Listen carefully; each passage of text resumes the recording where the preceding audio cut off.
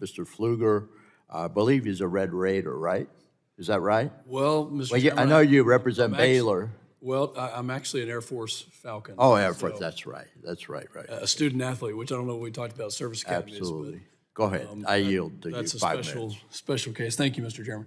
I'll get right into it. And thank y'all for being here. 5 minutes is not enough to ask questions, but Coach, I'll start with you. Do you think that the conferences have aligned themselves as a result of no federal standard for NIL?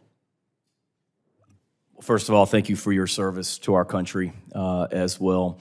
I believe the conferences are certainly, as a whole, trying to align themselves for the betterment of the student-athlete experience in college athletics. But within that, there's individual states within those conferences that are trying to find a competitive advantage to better their individual states, as we've discussed in here. One thing I'm worried about is just having, the East Coast, West Coast, you've got UCLA and Rutgers in the same conference. And as a student athlete, I mean, that's a tough, especially if you're playing multiple games, that's a very tough thing. So lack of federal standard, I think, is an issue. And then I'll go a step further and get your thoughts on the threat to the non-revenue generating sports, the threat to women's sports. Talk to me about, is there such a thing as too much market share for one conference or another, and we're seeing a lot of domination, and does that then affect how the Title IX sports and how the non-revenue Olympic sports are able to actually exist? Yes, certainly with the upcoming settlement next month, and it would better the situation for the non-revenue sports because they would all be part of a roster cap that they're all on scholarship as well. And I'm all for that, absolutely, as those sports continue to advance. I mean, these are 3 fantastic athletes right here, and I know 2 of them ran football, but with Emily from track and field as well, we want those opportunities to continue for all student athletes. And you've seen what the student athlete experience can do for people with these 3 being here today. I know as a guy that's going to be 48 at the end of the month, I was nervous as heck coming in here today, and to see what they've been able to do as young people because of their experience as student athletes, I have so much respect for and want the continued advancement of all student athletes in all sports.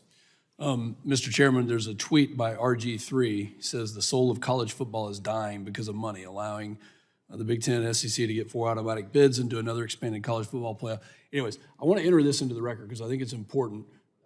Thank you. And love competition, love the fact that, Mr. Egbo, I'll go to you because I am 90 miles south of you in my hometown of San Angelo. So thank you for representing Abilene Christian here and talk to us about the pros and cons of being a student athlete. Coach, I love what you said about being a student athlete. That's the most important thing. I was a student athlete, if you can call it that, at Air Force Academy. It's more of a military school.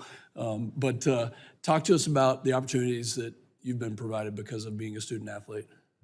Greatest experience. I mean, you said there's nothing like it, and it's true, and I'm an embodiment of that. I mean, the opportunity that I got to walk on to Abilene Christian, it eventually paid for my undergraduate and graduate. It allowed me to work with the president of my university. I was a president's intern my senior year, allowed me to make the connections I've made, student athlete advisory committee at the national level. I mean, you can point almost to every good thing that's happened in the last 5 years to some sort of experience as being a student athlete. It's the greatest experience that I think exists in this country. Folks at Abilene Christian would be very proud of you. They are very proud of you for representing so well today. I'm sorry I don't have time to go to everybody, but I'll go to Ms. Cole because I have 3 daughters. Wanting them to have that experience and, what's in your, wave your magic wand and what needs to be fixed first from your perspective? Yeah, absolutely. Thank you so much for the question and also for everything you do for the great state of Texas. I'm actually from Houston. Oh, so great. yeah, I'm very grateful for everything that you do. But I think that there should be a big emphasis on giving these female athletes the same platform and voice that the male athletes have been given. And that's something that we've been able to see happen through social media, and all of these female athletes being able to prove that they can sell tickets and they can make money. And obviously there's still a lot of work to be done, but I really believe in the power that social media has had in helping these female athletes have the platform and voice to show that we can do the work and have the potential to drive the same progress and revenue that men's sports do.